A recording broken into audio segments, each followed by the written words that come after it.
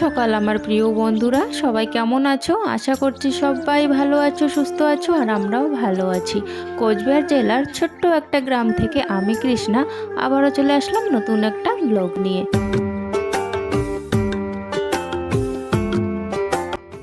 এখন যারা আমার ব্লগটা দেখছো তাদেরকে অনেক অনেক ভালোবাসা। তোমরা সবাই ভালো থেকো, সুস্থ থাকো, এটাই ভগবানের কাছে কামনা করি।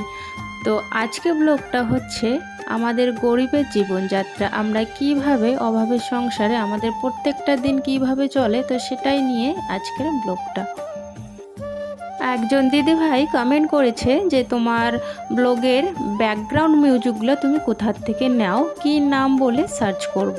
তো দিদি ভাই সত্যি কথা বলতে ব্লগের ব্যাকগ্রাউন্ডের কি নাম তো সেটা আমি নিজেও জানি না, কিন্তু আমি ক্রোম ব্রাউজারে গিয়ে সার্চ করি নো কপিরাইট ফ্রি মিউজিক। তো সেখানে অনেক নো কপিরাইট ফ্রি মিউজিক চলে আসে, তো সেখান থেকে আমি বেছে বেছে যেটা ভালো লাগে সেটা আর কি সিলেক্ট করি। জানো তো, মাঝে মাঝে ভাবি যদি একটা বাড়িতে মোটর থাকতো তাহলে কত না ভালো হতো। বাসন ধোয়া, জামা কাপড় ধোয়া, আরও অনেক কাজ করা কিন্তু খুবই সুবিধে হতো, তাই না?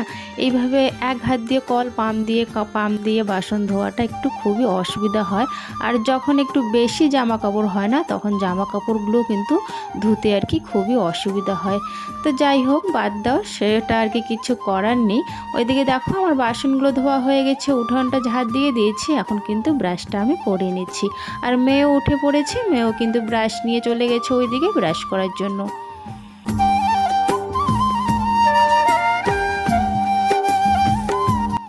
একাই একাই এখানে এসে ব্রাশ করছে আর বাইরেরটা দেখছে, বাইরের আবহাওয়াটা দেখছিল ফাঁক দিয়ে গেটের। তো যাই হোক, ঘুম থেকে যেহেতু উঠেছে তাই চুলগুলো না বড্ড এলোমেলো হয়েছিল, তাই আমি হাত দিয়ে একটু ভালো করে আর কি সোজা করে দিচ্ছিলাম চুলগুলোকে। আর চুলগুলো কিন্তু আগে বেশ বড়ই ছিল, আর একটু বড় ছিল, আমি কেটে দিয়েছি, যেহেতু ও যত্ন নিতে পারে না সেরকম করে, ওই জন্য একটু করে আমি কেটে দিয়েছি। তো দেখো পাশের বাড়িতে মোটর আছে, তো মোটর চালিয়ে পাশের বাড়ি থেকে কিন্তু জল নিয়ে আসলাম ড্রামে করে। যেহেতু আমাদের কলের জলগুলো একদম খারাপ, গন্ধ করে খুব, মুখে দেওয়া যায় না, মুখে দেওয়ার অবস্থা না জলগুলা, তাই কিন্তু পাশের বাড়িতে যেহেতু মোটর আছে সেখান থেকে মোটর চালিয়ে জল নিয়ে আসি প্রত্যেকটা দিন।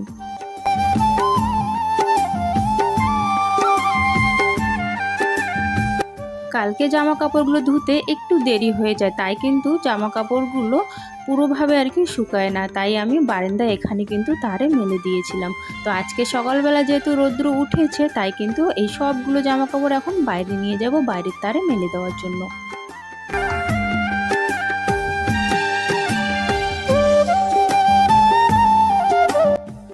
একটা দিদি ভাই কমেন্ট করেছে যে আলমারিটা আর কি কীভাবে তুমি গুছিয়ে রাখো জামা কাপড়, তো সেটার একটা ভিডিও করতে। তো ঠিক আছে দিদি ভাই, আমি নেক্সট টাইম করব, কালকে বা যেদিনে হোক আমি একদিন হলেও করব, তোমাদেরকে দেখাবো আমি কিভাবে আমার গোদরেজের জামা কাপড়গুলো গুছিয়ে রাখি।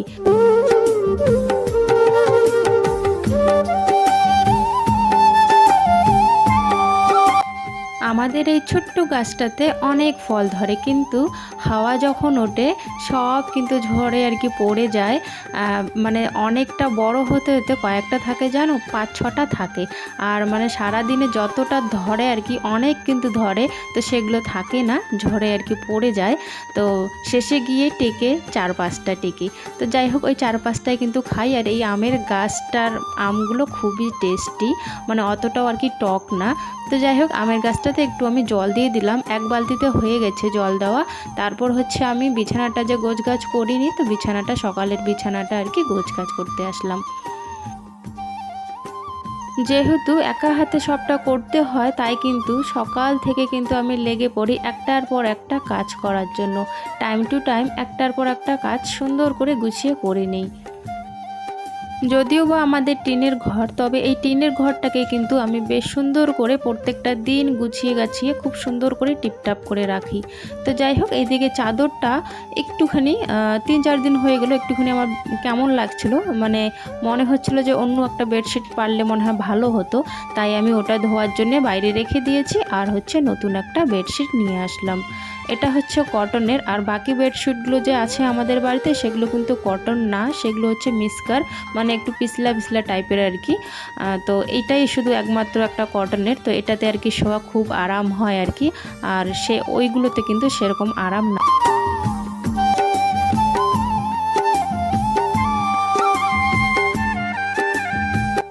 আর এইদিকে বিছানা ঠিক করতে করতে আমার মেয়ে নিয়ে এসছে পাশের বাড়ির এই ছোট্ট বাচ্চাটাকে নিয়ে এসছে, আর একে আমরা খুবই আদর করি, সবসময় আমরা রাখি, কোলে নেই, খুব ভালো লাগে, খুব মিষ্টি। তো পাশের বাড়ির আর কি মেয়ের মেয়ে কিন্তু, তো যখন এরা দাদুর বাড়িতে আসে মামার বাড়িতে তখনই কিন্তু আমরা নেই। আর দেখো প্যান্টটা পরার জন্য পাটা তুলে তুলে দিচ্ছিল, পাটা বারবার তুলে তুলে দিচ্ছিল, আর আমার মানে হাতে একটাও সাপোর্ট নেয়নি। তারপর আমি ওকে ধরে ভালো করে প্যান্টটা পরিয়ে দিলাম। আর এদিকে দেখো সবাই নেওয়ার জন্য ব্যস্ত হয়ে গেছে ওকে নেওয়ার জন্য। তো ফার্স্টেই আমি আগে একটু নিয়ে নিলাম কোলে, তারপর হচ্ছে প্রীতি কিন্তু এসে নিয়ে নেয়।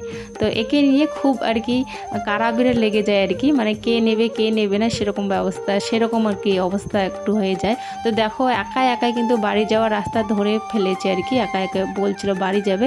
আর আমি যখন টাটা দিলাম সুন্দর করে, ও আমাকে টাটা দিয়ে দিল। তো যাই হোক ওইদিকে ও চলে গেল, এইদিকে আমি আমার কাজে আবারও লেগে পড়লাম। বেশ কিছুদিন আগে কিন্তু আমি ঘরটা ঝাড় দিয়েছিলাম, আমাদের শোয়ার ঘরটা মাকড়সার জাল হয়েছিল অনেক, তো ভালো করে আর কি ঝাড় দিয়েছিলাম।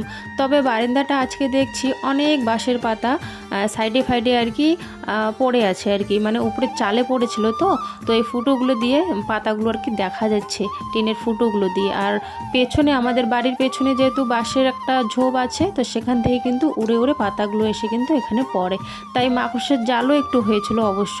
তাই আর কি বাঁশের পাতাগুলো আর মাকড়সার জালগুলো ভালো করে আমি ঝাড়ু দিয়ে ঝেড়ে নিচ্ছি।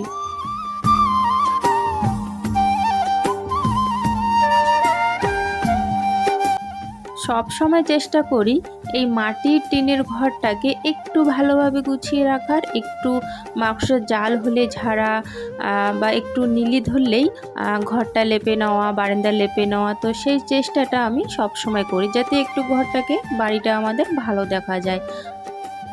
সব সময় খেয়াল রাখি যে কোন সাইডটা নোংরা হয়েছে বা কোন সাইডটাতে মাংসের জাল আছে, তো সেগুলো কিন্তু আমার চোখে সবসময় পড়ে, যেহেতু আমি এই ঘর ওই ঘর গোছগাছ সবসময় কিন্তু লেগেই থাকে আমার আর কি, সবসময় গোছগাছ করতেই থাকি, যেহেতু আমার চোখেও আর কি খুব তাড়াতাড়ি পড়ে যায় যে এখানে মাংসের জাল আছে, এই জায়গাটা পরিষ্কার করতে হবে। তো সেই ধান্দায় কিন্তু আমি সব সময় থাকি।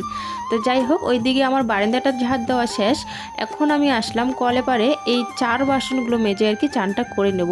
তাই আমার নজর পড়লো এই বেড়াটার উপরে।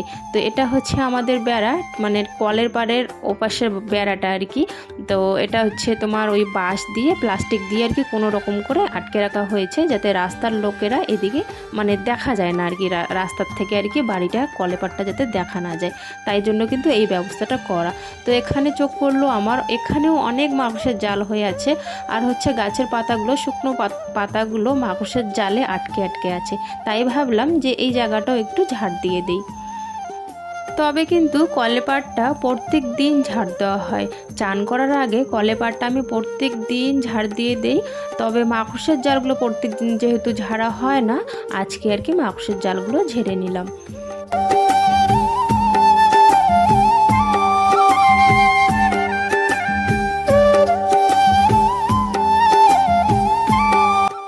কলেপাড়টা ঝাড় দিয়ে চার কিছু বাসন ছিল, তো সেগুলো মাজা শেষ, চান করে সোজা চলে আসলাম রান্নাঘরে রান্না করার জন্য।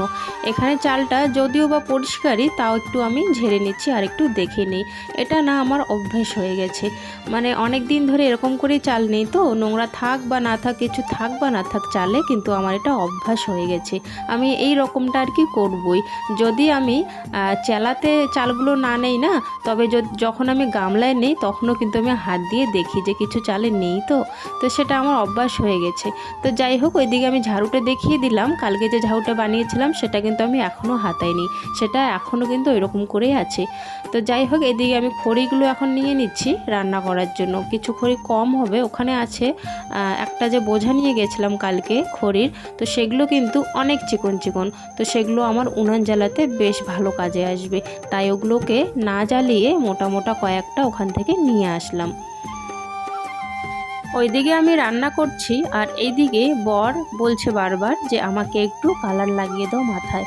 তো মাথায় কালার একা একা তো লাগাতে পারবে না, সামনেরগুলো যেমন তেমন করে লাগিয়ে নিয়েছে, কিন্তু পিছনটা তো ও লাগাতে পারবে না একা একাই।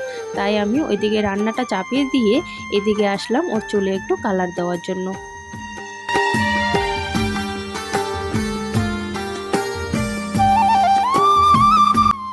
ওইদিকে আবার কালারটা দিয়ে দৌড়ে চলে আসলাম সোজা রান্নাঘরে, যেহেতু আমি এখানে ভাজা বসিয়ে গিয়েছিলাম। তো ভাবছিলাম যে ভাজাটা পুড়ে না যায়। অবশ্য আগুনের যে আমার জালটা আছে সেটা আমি কমিয়ে দিয়ে যাই, তাই জন্য কিন্তু ভাজাগুলো আমার ঠিকই আছে। রান্না করছিলাম, বাইরে খুব জোরে একটা শব্দ হয়েছিল, তাই আমি দৌড়ে আসলাম দেখার জন্য। এসে দেখি কয়েকটা আমাদের সুপারির গাছ আছে, তো সেখানে আর কি কয়েকটা সুপারি পাকছে আর কি, পেকে গেছে। তাই আর কি ওর বাবা লাঠি দিয়ে সুপারিগুলো আর কি পেরে নিয়েছে। আর এটা দেখো হচ্ছে শুকটি মাছের চাটনি। তো একটা শুকটি মাছের চাটনি করব, এখানে কিন্তু লঙ্কা, পেঁয়াজ, রসুন, শুকটি মাছ সেগুলো দেওয়া আছে, সেগুলো ভাজা করেছি আমি। আর হচ্ছে লবণ হলুদ ওখানে দিয়ে দিয়েছিলাম কড়াইতে, সবগুলো আর কি ভাজা করে নিয়ে এখানে শিলপাটাতে আর কি বেটে নিচ্ছি। আর এইভাবে চাটনি খেতে না আমার খুব ভালো লাগে, খুব ভালো লাগে। ভাজাটাকে আর কি সব কিছু ভেজে নিয়ে একেবারে পাটাতে আর কি বাটা, সেই চাটনিটা আমার খুব ভালো লাগে। তো এদিকে দেখো ছেলে আর মেয়েকে খেতেও দিয়ে দিয়েছি বারান্দায়। তো ভাতগুলো যেহেতু গরম আমার মেয়ে মাখতে পারছিল না, তাই আমি এসে ওকে একটু ভাতগুলো মেখে দিলাম।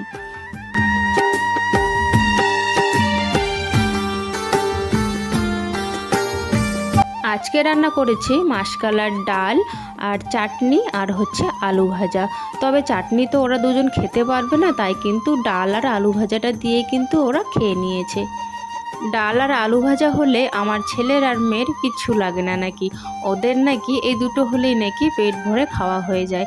যেহেতু আমাদের অভ্যেস হয়ে গেছে ডাল ভাত খাওয়া, তো সেটা দিয়েই কিন্তু আমরা পেট ভরে খেয়ে নিই।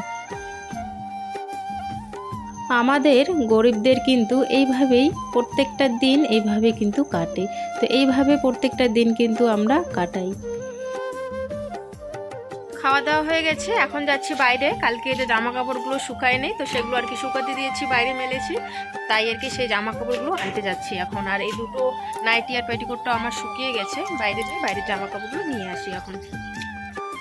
দিন তোমরা আমাকে খুব ভালোবাসা দিচ্ছ, তাই কিন্তু আমি একটু একটু করে কিন্তু বাইরেও ভিডিও করা শুরু করে দিয়েছি। যখন জামা কাপড়গুলো তুলতে আসি বাইরে কেউ ছিল না, সাথে আমি ফোনটাও নিয়ে আসি, তাই কিন্তু জামা তোলার ভিডিওটাও সঙ্গে সঙ্গে করে নিয়েছি। আর এইভাবে যদি তোমরা আমাকে ভালোবাসা দিতেই থাকো তাহলে অবশ্যই আমি বাইরেও আর কি ভিডিও করতে কিন্তু একটুকু মানে আর কি হিচকিচাবো না। বাইরে শুধু আছে ওই ছেলের একটা প্যান্ট আর আছে একটা টি শার্ট, তো সেটা আর কি চান করার পর আর কি মেলে দেওয়া হয়েছে, তো সেটা এখনও শুকায়নি, তবে এগুলো সব শুকিয়ে গেছে।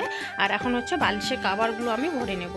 এই বালিশের কাভারগুলো কিন্তু কেনা নয়, একটা কেনা যেটা তোমরা নীলটা দেখতে পারলে, আর একটার জোড়া ওই নীলটা কিন্তু ছিঁড়ে গেছে, তাই একটাই ব্যবহার করছি। আর এই বাকি কিন্তু কাভারগুলো হচ্ছে বালিশের কাভারগুলো হচ্ছে আমার নাইটি দিয়ে বানানো। তো যে নাইটিগুলো পুরানো হয়ে যায়, যেগুলো আর কি পরি না আমি, তো সেইগুলো দিয়ে কিন্তু আমি আমার পেটিকোট, পরার পেটিকোট আর হচ্ছে তোমার বালিশের কাভার বানিয়ে ফেলি।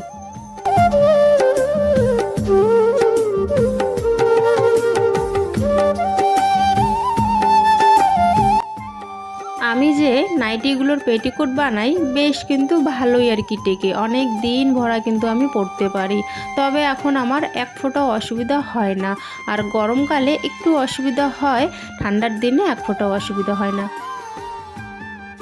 উঠানে প্রচুর পাতা পড়ে আছে, তাই ভাবলাম এখনও কিন্তু বিকেল সেরকম হয়নি, তবে অনেক পাতা পড়ে আছে বলে আমার মনটা আর মানছিল না, উসপুস করেছিল মনটা। তাই ভাবলাম যে না আর দেরি করবো না, এখনই ঝাঁটাটা হাতে নিয়ে নেই আর ঝাঁটটা দিয়ে দে। আর এদিকে দেখো কলেপাড়ের যে জলগুলো আছে সেগুলো কিন্তু আমাদের উঠানে চলে এসছে। তোমাদেরকে বললাম না একটুখানি আর কি কাজ করলে কলেপাড়ের জল কিন্তু সঙ্গে সঙ্গে আমাদের উঠানে আর কি ভেসে যায়, তাই সবটাই একসাথে আর কি ঝাড়ু দেওয়া হয়ে গেল, জলগুলোকে আমি আর কি বের করে দিলাম উঠান থেকে। তো এখন সন্ধে হয়ে গেছে, ছেলে মেয়ে পড়তেও বসে গেছে। তো যাই হোক বন্ধুরা, আজকের ব্লগটা এতটুকুই রাখছি, দেখা হচ্ছে আগামীকাল।